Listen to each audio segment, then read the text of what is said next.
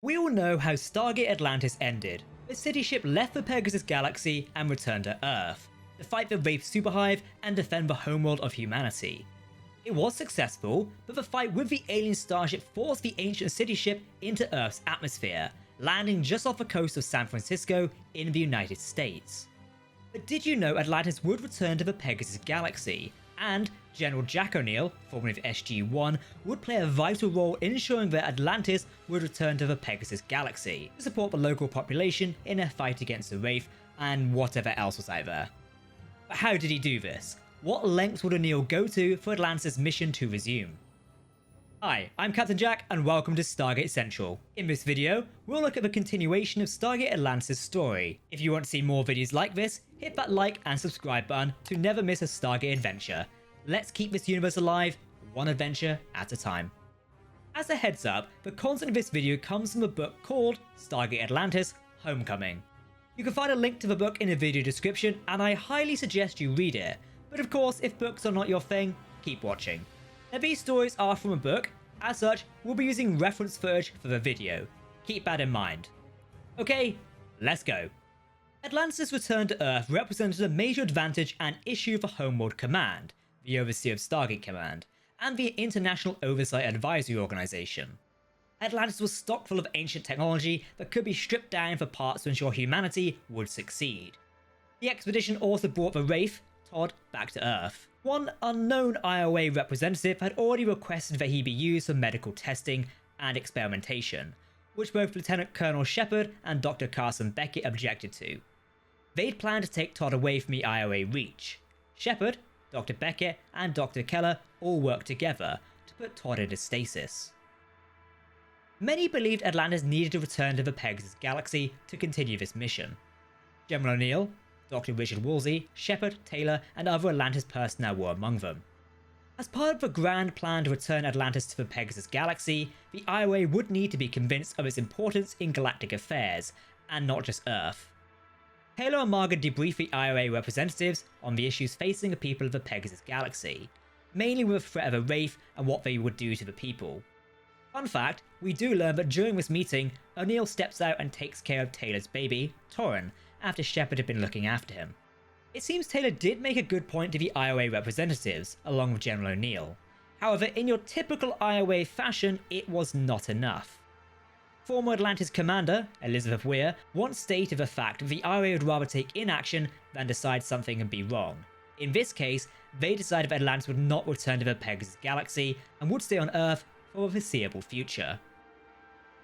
Don't panic, in case you forgot about Atlantis landing on Earth, they did have a cloak generating going, so nobody could see them off the coast of San Francisco. Whew. Both General O'Neill and Mr. Woolsey briefed the United States President on Atlantis needing to return to Pegasus. O'Neill highlighted the strategic asset, while Woolsey chose a diplomatic and humanitarian approach.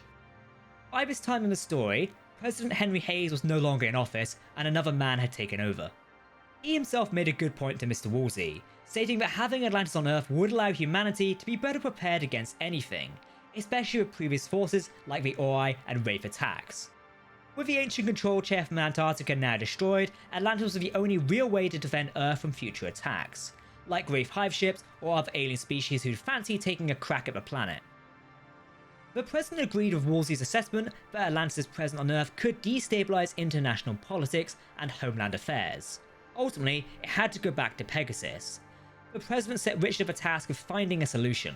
The IOA eventually decided to shut down all operations of the Atlantis expedition, pending a full review of the city and what it could do. Many expedition members were disappointed and frustrated with their decision, especially Dr. Rodney McKay, who initially quit the expedition in protest. The IOA had the jurisdiction to do this as they oversaw Atlantis.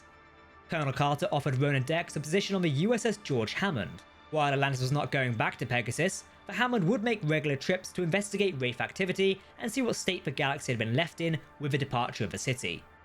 Major Lorne and a bunch of other Atlantis personnel were also reassigned to the Hammond, while others simply left to do different jobs. Dr. Carson Beckett would also join the ship's crew to journey back to Pegasus. Beckett wanted to continue his relief work with the Pegasus citizens. The Hammond needed the best of the best to ensure its mission to Pegasus was a success. As such, Colonel Carter extended the offer to Taylor to join the Hammond's crew. However, Shepard was less fortunate than others. He had not received any new offers.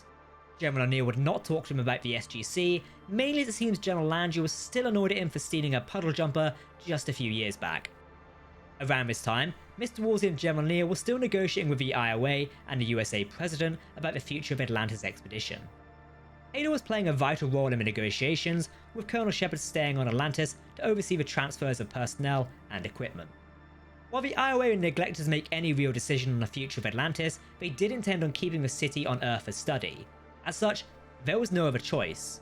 Under the jurisdiction of Homeworld Command, and the fact Atlantis was in US waters, General Jack O'Neill took command of Atlantis and had it transferred to him, under the SGC and Homeworld Command. In a special announcement to the remaining crew, including Shepard, Carson, and Zelenka, Mr. Woolsey handed command of Atlantis over to General Jack O'Neill. General O'Neill was swift in taking command of Atlantis. He immediately brought in supplies for the city. This was in fact part of O'Neill's plan all along. Mr. Woolsey simply stated that all of the supplies being brought in by the Air Force was simply because O'Neill was a paranoid man, but I suspect he knew what O'Neill was really up to the whole time. Some were confused on whether O'Neill technically had the power to seize control of Atlantis.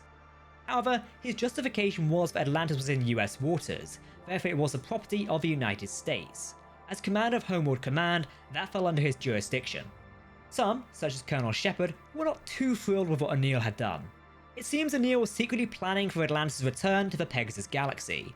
During Day 4 of his command, he retasked Zelenka with repairing the city's hyperdrive systems, something the IOA originally put a stop to. Just before Taylor and Shepard were about to give O'Neill a piece of their mind, Radek showed a memo about the repairs of both of them, thus initially confirming O'Neill was up to something all along. Shepard was initially prepared to leave Atlantis, even asking O'Neill for a transfer, which Jack denied and refused to explain why. The answer was plain. O'Neill seized control of Atlantis and forced the IOA's hand. They could not live with the idea of the United States having total control of Atlantis. As such, pressure was put on to the President and the decision was made. General O'Neill was ordered to hand back Atlantis to the IOA and under the command of Richard Woolsey. As such, the IOA authorized Atlantis to head back to the Pegasus galaxy. Atlantis would depart within 48 hours of O'Neill transferring command back to Woolsey. As such, many supplies and personnel were still being transferred to Atlantis. O'Neill had redirected supplies from other Air Force bases to Atlantis via ship and helicopter. Just before departure, 400 personnel were now stationed on board the ancient city ship. Colonel Carter even arranged to have Dr. McKay and Dr. Keller beamed aboard the USS George Hammond and then beamed down to the city. The city would rise again and depart Earth. Both the BC-304 Daedalus and USS Hammond saw Atlantis off as it entered Earth's orbit and activated its star drive, piloted by Colonel Shepard. Atlantis officially started its journey back to the Pegasus galaxy, with the Daedalus following at normal hyperspace speed, meaning they would see the city within 20 days. So that is how General Jack O'Neill saved the city of Atlantis. You've got to hand it to O'Neill and also Carter and Woolsey. They successfully played the International Oversight Advisory delegates as well as others around them. As many pointed out, what O'Neill did to secure Atlantis was not confirmed to actually be legal or authorized to do so, but it did successfully force the IOA's hand into allowing Atlantis to return to the Pegasus galaxy. But, and I say but, Atlantis' return to Pegasus will not be so smoothly. I will leave you with a hint of more of the book's story. Atlantis suffered issues during hyperspace travel, forcing the city into the unknown. Would you like to hear more tales about this? Let me know in the comment section below. What do you think of this story? Remember, the events take place in the Stargate Atlantis legacy novel, Homecoming, written by Joe Graham and Melissa Scott. If you're looking to continue the story of the Stargate franchise, specifically Atlantis, then this book is one you need to pick up. I've left links in the video description for you. Okay, so let me know if you enjoyed this video and what you think of O'Neill saving Atlantis. If you want to watch a video on what could have been the Atlantis sequel movie, click the video on screen now. For now, if you'd like to watch more Stargate videos, hit that subscribe button. I've been Captain Jack, and we'll see you next time.